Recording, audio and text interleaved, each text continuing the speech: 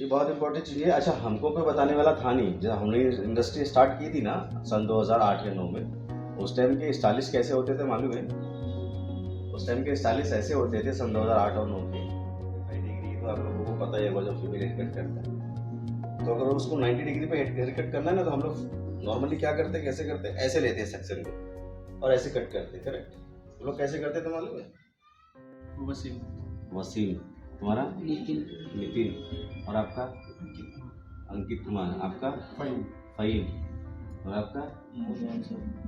मोनून sir. Good. So basically हम लोग इसलिए बैठे हुए कि उनका फ़ायदा कराना है या आपका फ़ायदा कराना है, ऐसा कोई मोटिव नहीं है। मेरे भी दोस्त ही हैं, मामा तो ये ऐसे ही जगत मामा ही है। ये सिर्फ तुम्हारे नहीं, हमारे नहीं, सबके मामा ही है। तो ये मामा तो जगत मामा है। तो ऐसा है। तो इसलिए नहीं कि इन्होंने बुलाया है, मेरा खुद का है कि यार ये आदमी अपनी ज़िंदगी में कुछ बनना चाहिए। मतलब होता है ना कि तुम जिसको प्यार करते हो या किसी को आदर्श मानते हो, जिसको अपना आइडियल कहते हो, तो उसके बारे में आप सोचते तो ज़रूर हो कि यार इसके साथ कुछ अच्छा हो जाए या हमारी ही तरफ से कुछ अच्छा हो जाए। बोलते हैं ना कि रास्ते बना देता है अल्लाह।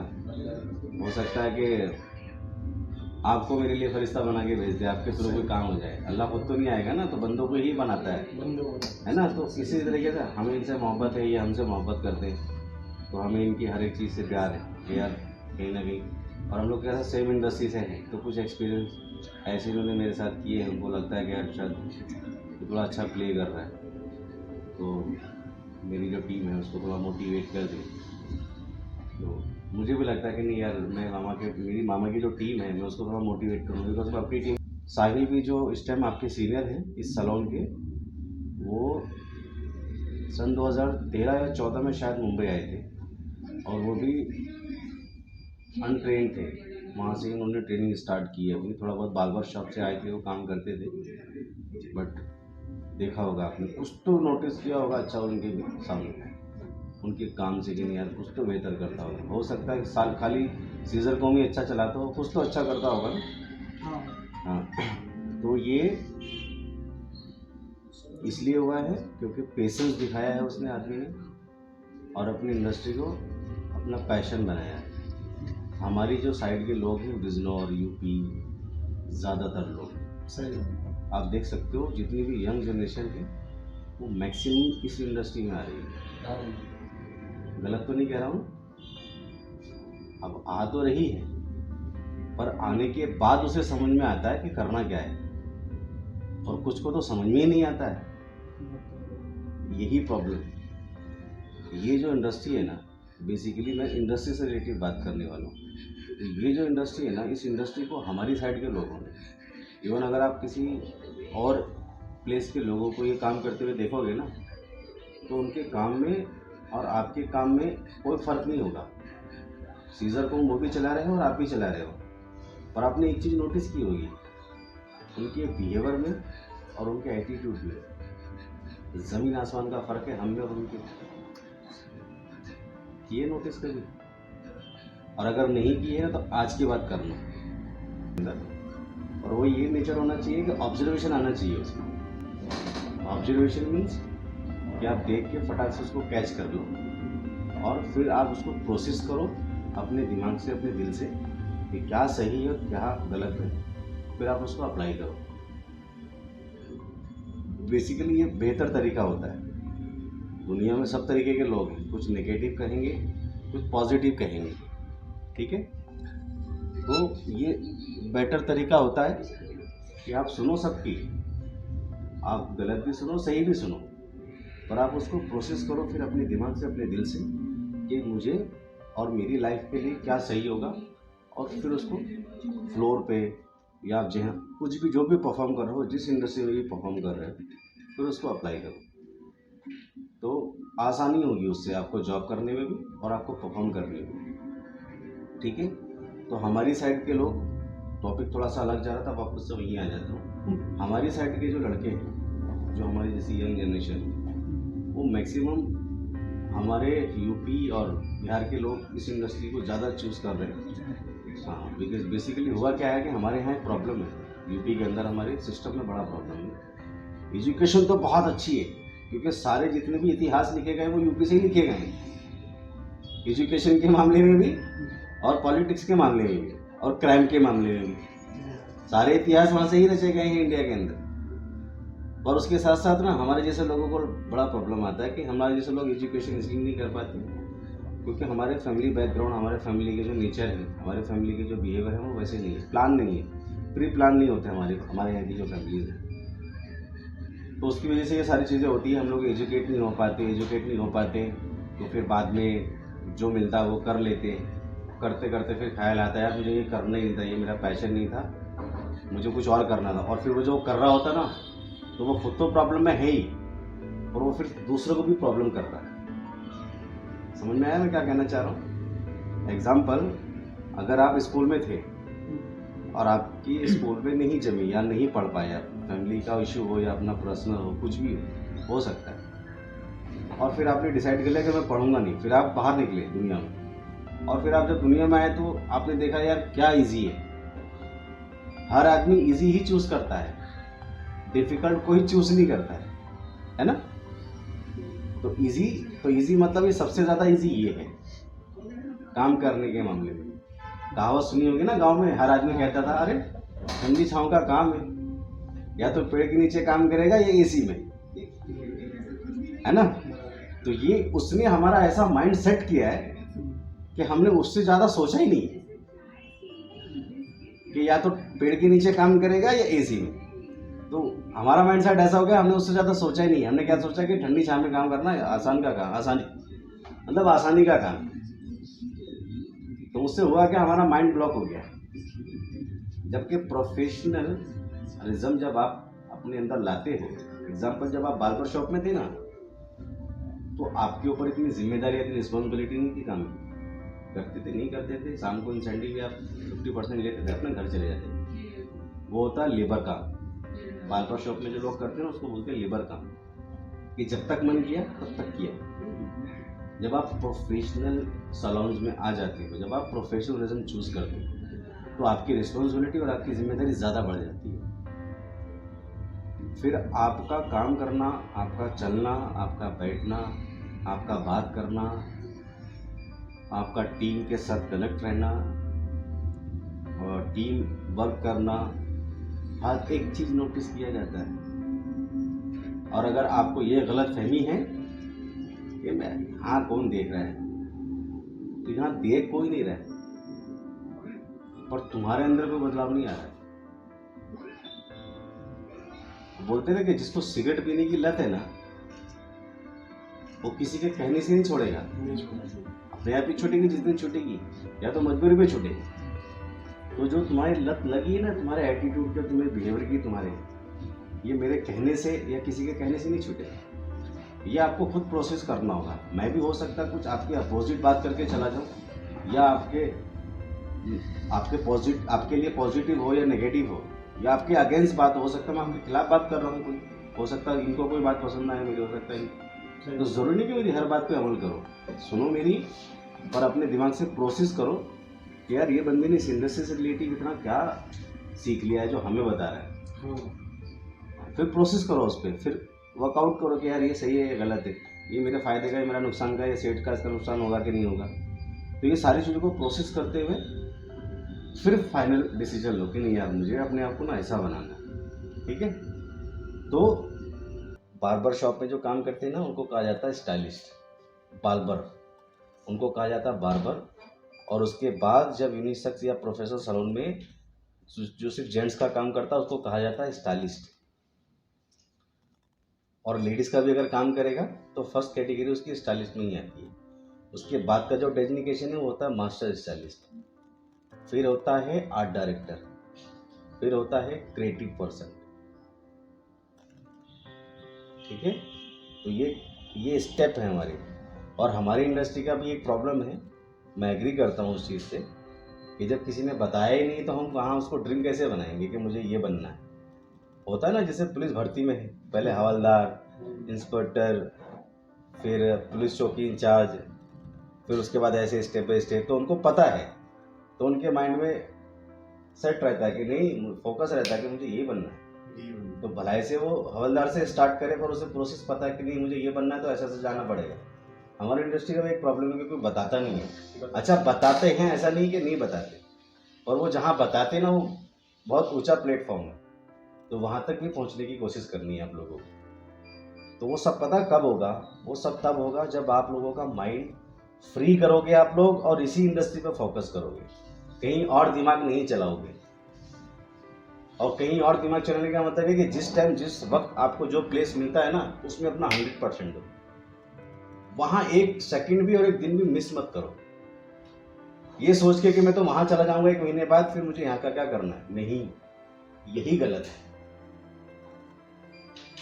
हमारी इंडस्ट्री में सबसे ज़्यादा प्रॉब्लम हमारे स्टाफ में यही आती है कि अगर मान लो 1 महीना पहले उसने ये डिसीजन ले लिया है माइंड में कि मुझे शिफ्ट करना है काम, मुझे वहाँ जाना है, वो आज से ही ये काम करना स्टार्ट, और उसका इंटरेस्ट खत्म हो जाता है काम पे से, उस सैलून पे से या उस प्लेस पे। और ये सबसे बड़ी प्रॉब्लम, जब आप किसी चीज़ का स्टार्ट करते हो ना, तो वो एंड होने के लिए ना तुम्हारे हाथ में नहीं है। स्टार्ट करना तुम्हारे हाथ में, एंड करना तुम्हारे हाथ में नहीं है। या है?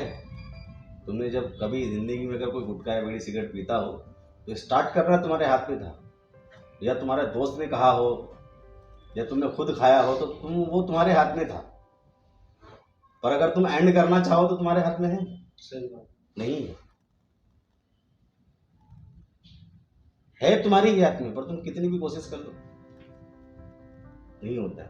तो ऐसा ही है, अगर आपने 1 महीने के लिए डिसीजन ले लिया 1 महीना पहले कि मुझे शिफ्ट करना है यहाँ से काम, और उसने ये माइंड बनाया कि आप कहाँ इंटरेस्ट दिखा, समझ लो आपने स्टार्ट कर दिया इंटरेस्ट कम करना अपने सैलून में नहीं, अपनी इंडस्ट्री में, अपने पैशन में, अपने काम में कम कर दिया। तो मतलब वो जो यहाँ कम दिखा रहे हो ना, वो आने वाले सैलून में भी कम ही दिखाओगे आप। तो जब भी और जिस टाइम भी करो, और जितने वक्त भी करो, दिल से। और अच्छा, हमको कोई बताने वाला था नहीं। जब हमने इंडस्ट्री स्टार्ट की थी ना सन 2008 या 9 में, उस टाइम के स्टाइलिश कैसे होते थे मालूम है? उस टाइम के स्टाइलिश ऐसे होते थे सन 2008 और 9 के, कि अगर कोई काम कर रहे होते थे ना, कोई हेयर कट कर रहे होते थे, तो पता कैसे करते थे? एग्जाम्पल, ये क्लाइंट बैठी है चेयर पे, ये, और 90 डिग्री 45 डिग्री, तो आप लोगों को पता ही होगा जब फीमेल हेयर कट करते हैं। तो अगर उसको 90 डिग्री पे हेयर कट करना है ना, तो हम लोग नॉर्मली क्या करते हैं, कैसे करते हैं? ऐसे लेते हैं सेक्शन को और ऐसे कट करते हैं। करेक्ट? तो लोग कैसे करते थे मालूम है? अगर पीछे को खड़ा होकर देख रहा है ना बैठ के, तो लोग ऐसा उठाते थे और ऐसे कट करते ताकि वो सीख ना ले। ऐसा था। और आज का जमाना यह है कि आप लोगों को सामने से कहा जा रहा है भाई सीख लो। जरूरी नहीं कि हम जैसे लोग, यूट्यूब पे कह रहा है कि सीख लो, कितनी चीजें पड़ी है यूट्यूब पे, पर हम कुछ और देखे जा रहे हैं। हम अपने कान से अपने फायदे की चीज देख ही नहीं रहे। देखते तो होंगे, जाहिर सी बात है आप लोग, तो मैं कहने के लिए कर रहा हूँ, पर आज के बाद थोड़ा सा इंटरेस्ट उसकी थियोरी में दिखाना। प्रैक्टिकल तो आप लोग देखते हो कि वो कैसे सीजर चला रहा है, वो कैसे घुमा रहा है, क्या स्टाइल है उसका। थियोरी में थोड़ा सा ध्यान देना, और थॉट प्रोसेस अपने क्लियर करो। अगर ये काम करना ही है तो 3 चीज़ें बहुत ज़रूरी है, 3-4 चीज़ें। टीम वर्क होना बहुत ज़रूरी है सैलून के अंदर। सैलून ऑनर या मैनेजर बनाए ना बनाए, आपका काम है बना के रखना। आप पूरी कोशिश करो, एज अ स्टाइलिस्ट हो या एज अ ब्यूटिशियन हो या मेल फीमेल स्टाइलिस्ट, कोई भी हो, सीनियर हो या जूनियर हो, जो भी हो, आपने जो स्टार्ट कर दिया ना अपने थॉट प्रोसेस करना, वो आपके बिहेवियर में, आपके नेचर में आते चले जाएंगे। नॉर्मली हमारे नेचर में ये है ना, हम सुबह उठेंगे तो बाथरूम जाएंगे, फिर ब्रश करेंगे, ये बिना कहे करते हैं ना हम लोग। मेरे ख्याल से किसी को सिखाने की ज़रूरत नहीं पड़ती है ना। जब आप घर से बाहर आते हो मुंबई शहर में या ऐसे जैसे कहीं कमाने के लिए, तो वहाँ फिर आपको कोई बताता नहीं है कि भाई तुझे सुबह सुबह उठ के अपने कपड़े भी धोने हैं, फिर नहाना भी है, फिर टिफ़िन रेडी कर या बाहर खा, फिर तुझे काम पे भी जाना है। ये सब हो जाता है। तो ऐसे ही अगर ये सारी चीज़ें अपने नेचर में आप लोग बना लोगे ना, कि भाई मुझे अपना जो मेरा कॉम्पिटिटर है, मान लो मैं मेल फीमेल स्टाइलिस्ट हूँ, मेरा जो कॉम्पिटिटर है, अगर मुझे वो मेरा सीनियर है तो मुझे उसके साथ कैसी बॉन्डिंग बनानी है, और अगर वो मेरा जूनियर है और मुझे उसके साथ फिर कैसी बॉन्डिंग बनानी है। अगर ये सारे थॉट प्रोसेस आपने स्टार्ट कर दिए, मैं आपको लिख के दे रहा हूँ कि ज़िंदगी में कभी जॉब को आप छोड़ नहीं पाओगे। आपको ऐसा लगेगा मज़ा आ रहा है काम करते हुए, ये जॉब मुश्किल लगेगी नहीं। अभी कितनी मुश्किल लगती होगी, शिट यार। 50% लोग आज भी हमारी इंडस्ट्री के, जो इस इंडस्ट्री को चला रहे हैं ना, ये इंडस्ट्री हम तुम जैसे लोग चला रहे हैं, पैसा लगाने वाले लोग नहीं चला रहे, ये हम तुम जैसे लोग चला रहे हैं। तो मैं इसलिए कहता हूँ कि ये जो 50% लोग हैं हमारे जैसे जो इस इंडस्ट्री को चला रहे हैं, उनमें से ऐसे हैं अभी भी जो सुबह बैग उठाते हुए शॉप पे जाते हुए ये सोचते हैं यार शिट सैलून जाना है। ये नहीं सोचते कि नहीं सैलून जाना है भाई। वो बहुत कम लोग, और जो लोग, जिन लोगों ने ऐसा सोचा है ना, आप उन लोगों का अचीवमेंट देख सकते हैं। उन लोगों ने क्या कामयाबी की है अपने टाइम में, क्या क्या उन लोगों ने अचीव कर लिया है। तो पहली बात कि इस इंडस्ट्री से रिलेटिव जो भी आपका बोलते हैं ना कि हमारा कोई हीरो होता है, हम जिसको पसंद करते, जैसे लोग सलमान खान, शाहरुख खान इनको आइडियल मानते हैं ना अपना, तो इस इंडस्ट्री से रिलेटेड भी कोई अपना एक आइडियल बनाओ जिसको फॉलो करना है तुम्हें, कि यार मुझे इसके जैसा बनना है। जब वो तुम्हारे पास कोई आइडियल तुम्हारे सामने है ही नहीं, तो तुम फॉलो क्या करोगे? तुम फिर फोन ही फॉलो करोगे। ऐसे अपने सामने इमेज क्रिएट कर लो, कोई भी उठा लो पूरी इंडस्ट्री में से, जरूरी नहीं कि इंडिया का उठाओ, हमारी बाहर कंट्री के भी बहुत अच्छे अच्छे स्टाइलिस्ट है भाई। पढ़ो उनके बारे में, कैसे कैसे उन लोगों ने स्ट्रगल किया है, कैसे कैसे कामयाबी की है। आज तो हमारे लिए इंडस्ट्री बहुत आसान हो गई। कभी भी हम लोग बैग उठाते चलो मुंबई या दिल्ली काम करना है, और कहीं भी मिल जाता है। कितनी आसान है। आप लोगों ने 15-20 साल पढ़ाई में खराब नहीं किए इसमें आने के लिए, यूं मिल गई है यूं, इसीलिए इसकी कदर नहीं है। ग्रेजुएट होने के बाद भी लोग ना जॉब ढूंढ रहे हैं फाइल लेके। कितने बेरोजगार हैं। एहसान है हम पे इस इंडस्ट्री का कि हमने अपनी मर्जी से चूज की और हम आ भी गए और हम कर भी रहे अच्छा। सही। क्या परेशानी है हमें? बस हमें अपने एटीट्यूड को मेंटेन करना है। एटीट्यूड मेंटेन करो, कोई किसी का कोई बिगाड़ता नहीं है। ना तुम किसी का कुछ बिगाड़ सकते हो, ना कोई किसी का बिगाड़ सकता है। अपना एटीट्यूड मेंटेन होना बहुत ज़रूरी है। मैं अपनी एक मिसाल दे दूं, साहिल मेरे साथ काम कर चुके हैं।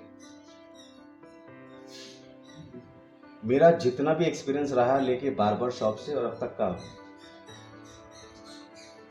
मेरा किसी स्टाफ के साथ, किसी मैनेजर के साथ और किसी ऑनर के साथ कोई अनबन नहीं है। मैंने जितने भी एक्सपीरियंस जितने लोगों के साथ किए, अभी तक मैं उनसे रिलेशन में हूँ।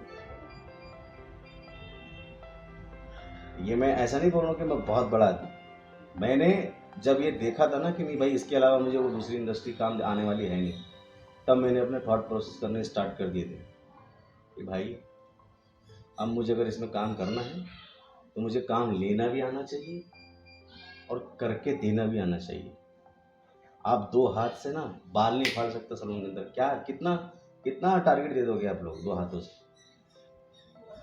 तो जब तक आपको काम करके देना और काम करके लेना नहीं आएगा ना, क्या कर लोगे? लाख रुपए का बिजनेस दे दोगे, 10% इसमें 10,000 रुपये इंसेंटिव उठा लोगे बस ना, 20, 25, 30, 35, 40 हजार सैलरी हो जाएगी, 50-60 हजार रुपये क्या घर चला लोगे क्या आने वाले टाइम में? तो अपने आप को बड़ा करना ना, तो अपना दिल बड़ा करो, अपना दिमाग बड़ा करो। सुनो भाई, जो तुमसे ज्यादा जानता है ना उससे बैठो, उसके साथ सुनो। लोग उसके बारे में क्या कहते हैं, वो क्या था ना, वो मत सोचो। ये काम में कितना मास्टर है, उस लालिच से उसके साथ बैठो, उस लालिच से उसके साथ बॉन्डिंग बनाओ। समझ में आया? इज्जत उसके काम की करो, उसकी मत करो। मैं नहीं बोल रहा हूँ कि तुम किसी के आगे हाथ फैलाओ, किसी की इज्जत करो, झुको। उसके काम की रिस्पेक्ट करो बस। तुम्हें लग रहा है ना यार मेरा इससे काम निकल रहा है, मुझे इससे ये सीखनी है, तो सीखो। बहुत काम आने वाली है चीज़ें। और ये थोड़ा सा स्टार्ट कर लो। बता तो मैंने बहुत कुछ दिया है, तो इसमें से कुछ स्टेप उठा लोगे ना तो इतना आसान हो जाएगा ये काम करना, और आगे फोकस इतना क्लियर हो जाएगा, पता ही नहीं चलेगा ये काम कब करके कहाँ तक आ गए, कब सैलून डल गया, कब ऑनर बन गए, मज़ा आ जाएगा।